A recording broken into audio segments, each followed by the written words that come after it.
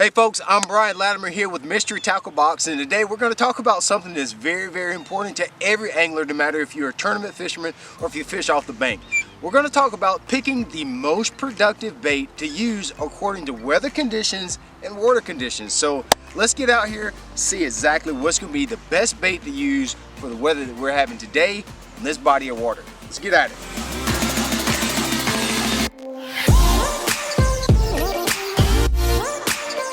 Alright folks, so as I said, today we're going to talk about picking the most productive bait according to the weather and according to the water conditions. Well, let me set up the scenario of what we got going on here. I'm in the upstate of South Carolina right now.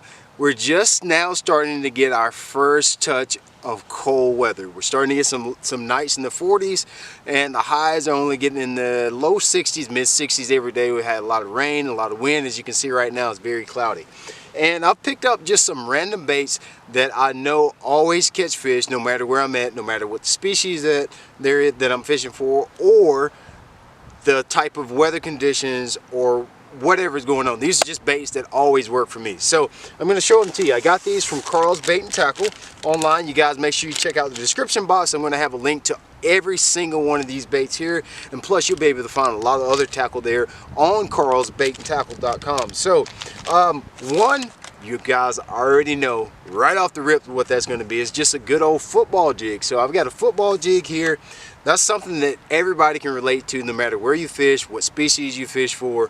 Football jig catches them just about everywhere. I have a couple soft plastic straight tail worms. Everybody knows that a soft plastic straight tail worm works. I also have a flickety split. This is a flick shake type bait. This is something you're going to use to fish a little bit more vertical style. All it is a hook with a little piece of lead in it, and you just take a soft plastic, your favorite soft plastic. Mine is going to be the Z-Man finesse worms. And as well, we've got probably the most fish catching bait of all time. We've got rattle traps, folks. Rattle traps catch them. You know, since I told you that this lake, we're starting to get into the fall time of the year, if you had to guess, I'm going to say this is going to be our most productive bait today. So I've got two rattle traps here. I've got a 1/2 ounce chrome and blue rattle trap, and I also have a chrome, living chrome 1/4 ounce rattle trap. Well, I know you're probably saying, why do you have two size rattle traps? Well, we're going to talk about that. So I'm going to get these baits tied up and rigged, show you a little bit about which ones should be best today. We're going to talk about that and get at it and see if we can't catch some fish. So we've talked a little bit about some of the slow moving baits. Let's get to some of the fun stuff. This is the stuff that I live for here, the rattle traps. Fun. I love throwing reaction baits, and I live in an area where reaction baits just rule when you're talking about fall fishing. I've got the old standard 1/2 ounce chrome and blue rattle trap, and I also, this is very important, we're going to talk about this a little later, we also have a 1/4 ounce. This is a living chrome rattle trap. Listen, these baits flat out catch them. I don't care where you guys live at right now. If you're starting to get water in the mid 70s, heck, I don't care if it's in the 80s even, but when you're starting to get any change in season, from summer to fall, from winter to spring, reaction baits are really good, and the rattle trap outperforms them all. So I'm going to show you guys today exactly where I would fish each and every one of these baits, and we're going to break it down and see which one is going to be the most productive for this particular body of water, and hopefully it'll help you break down your water and pick the best baits for where you like to fish. All right, so you know, one of the most important factors when you're on your body of water, picking out what's going to be the best bait, which way you should fish, number one is the weather for that current day. If you look today, you know, we got a cloudy day, there's no sun, it's been raining on and off, misty rain. So, you know, right off the bat, I'm thinking fish are kind of going to be out roaming. They're not really going to be setting up on structure very well. They're probably going to be out chasing shad. They're going to be out doing business today. There's not going to be much shade, so baits like jigs, the flick shakes, things that move really slow, slow presentations, I'm betting is going to be the least productive way to fish on this body of water today. Not saying that those baits aren't great, but I'm thinking for today, that's not going to be a good bait to throw. I'm going to be looking to throw baits that cover water. Why? Why would I look to throw baits that cover water? Cloudy day like today, fish are going to be out. They're going to be feeding. They're going to be looking for shad. They're not going to be setting up. They're not going to be lackadaisical. They're going to be out and about. So I'm thinking the rattle trap is going to be the way to go. So here's a peek, here's a look at some of the you know, the area that we're going to be fishing. You can see I've got a lot of docks in this area. You got seawalls. You see the watercolor is kind of stained. The reason it's stained, number one, is because we're starting to get the fall turnover right now. So I've got a lot of docks to fish. You see I've got some flats. So just looking at how much structure we have, the water clarity, looking at everything that's laid out in front of me, I'm seeing a few shad pop here and there in the backs of some of these pockets and creeks, which I really like. And for me, that just screams reaction. And the reaction baits that I have in my tackle box in the boat today is a rattle trap. So let's pick up a rattle trap, get busy with it, and I think that is going to be a great way to fish today. Doesn't mean the football jig is not a productive bait. Does not mean that you can't catch fish on a flick shake today, but I think the most productive bait right now, given the weather conditions, looking at the water clarity, given the fact that it's fall time, I'm starting to see some little shad flicker in some of these pockets and so forth, I'm betting we can catch some cranking today. So let's get out here and see what we can catch. So, oh hell, the Lipless, the original rattle trap. Let's get started with these guys. Here's my 1/2 ounce right here, and this is my 1/4 ounce. I'm going to kind of use both. You know, typically in the fall, fish are feeding on smaller shad, so I'm probably going to start off with the 1/4 ounce trap here. I'm just throwing this guy on a 7-foot 2-inch. This is a medium heavy favorite white bird that I'm throwing it on. 12-pound test fluorocarbon. Just a good rod to throw just about anything you want to on here. Pretty fast reel, 7:3 to 1 gear ratio. One of the things I like to do when you're working a trap, you know, the rattle trap is all about retrieve. There's really not a wrong way to work it, but it's all about retrieve on this deal. So you'll notice a lot of times I'm kind of pumping it. I'm reeling it fast, letting it stop. What I'm trying to do is just get any kind of reaction out of a fish with this deal, because if you've ever watched like bait fish in a tank or anything like that, they very rarely, if ever, swim in just a straight line. They're very erratic in the way they swim. They just kind of glide, and they're left to the right, to the left, to the right. Especially when the water is warm. When it's colder, they're a little bit more floaty. They're a little bit less aggressive. This is a 1/4 ounce trap. It's sometimes I'll kind of just let it sink, pump it off the bottom, and then let it go back down. That's one of my favorite ways to fish it, is just pumping it. If I'm fishing like a little river channel, fishing somewhere where I know it's a little depression or something a little deeper, a lot of times if you got a depression or a river channel, a lot of times those fish, they hang out in the deepest spot of that. What I like to do with a rattle trap is just pump it, keep it in that strike zone a lot longer. So I'll just let it sink, let it go back down, pump it, let it go back down, just like that.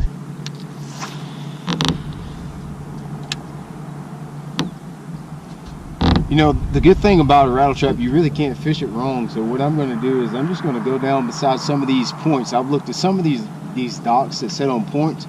A lot of these points run out a lot further in the water than you can visually see.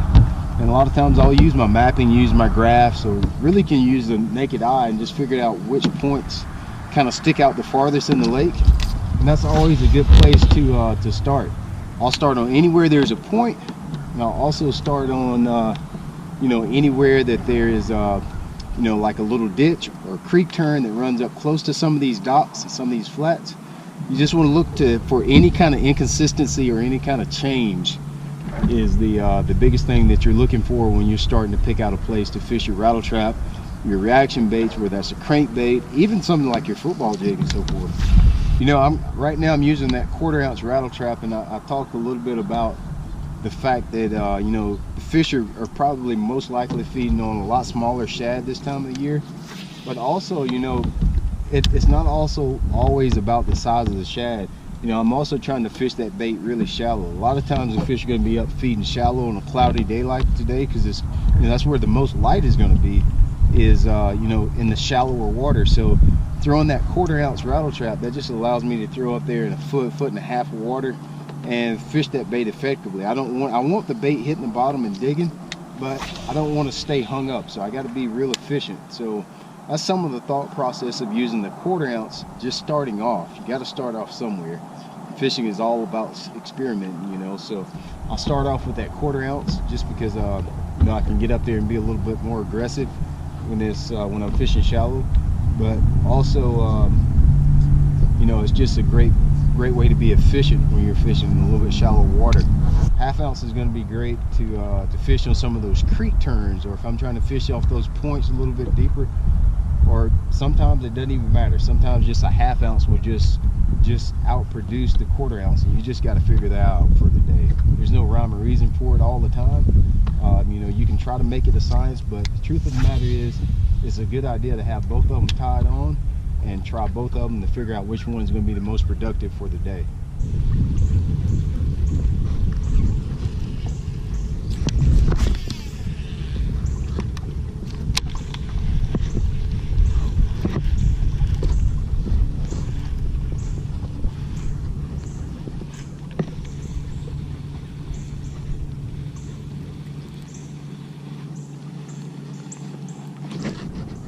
Damn, that's a big one.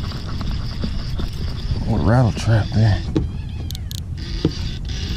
Whoa. I'd say he wanted it. Ooh.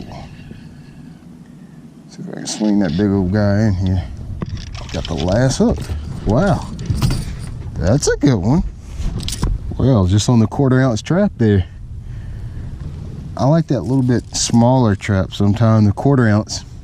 And just because a lot of times in the fall time, shad's a lot smaller, and that's just what they're feeding on this time of year, is just a little smaller bait fish. So the quarter ounce just works a little bit better. I'll tell you something else that I did that I really think is key, especially, you know, I talked about the lake turning over, and when the lake's turning over like it is, I always go towards the back of the creek. So in this little lake, I just went as far back in the creek as I could, and I think that makes a big difference.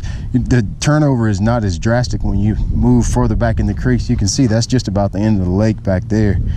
Coming the back of the creeks is not quite as drastic of a turnover. That's a thick little chunky guy on the quarter ounce living image rattle trap. Gotta go. It's a pretty fish. Oh, I like catching them on rattle trap this time of year. That's great. Right there at the boat.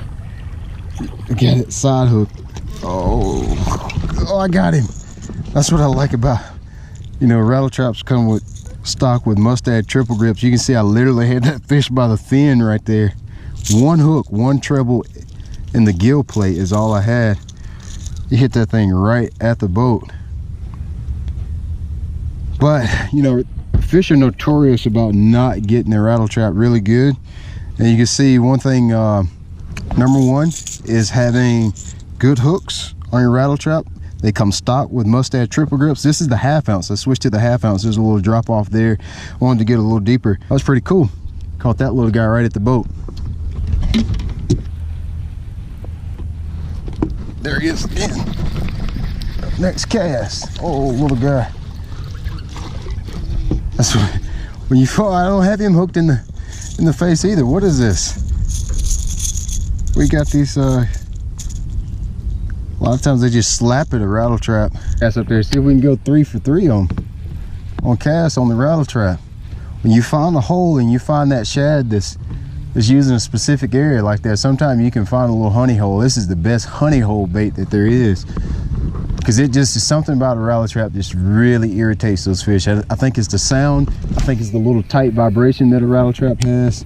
It can it really irritates those fish. Hey guys, as you can see, just paying attention to those little subtle details, watching where the bait is, looking for just a little sign of life in any of these pockets and coves, and most importantly, picking baits that make a lot of sense to fish. We're fishing in the fall time, fish are feeding on shad, so coincidentally, our rattle trap is the most productive bait for me today. So as hard as fishing can be sometimes, use common sense baits and move around until you get in the right area where there's fish at. Doesn't matter how good the bait is, if you're not around fish, you can't catch fish. So today we choose the right bait, one we can cover a lot of water with, one that we can fish in just about any depth range. For us, that was the Bill Lewis rattle trap. You guys can find this bait at Carl's Bait and Tackle online, so make sure you go and check it out here in the description box. It's a great bait to use in any situation. They go all the way from an 1/8 ounce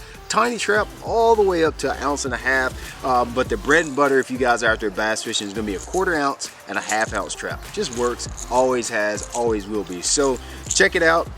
Pay attention to those details when you're out there fishing. You're gonna catch a lot of fish using the Bill Lewis rattle trap.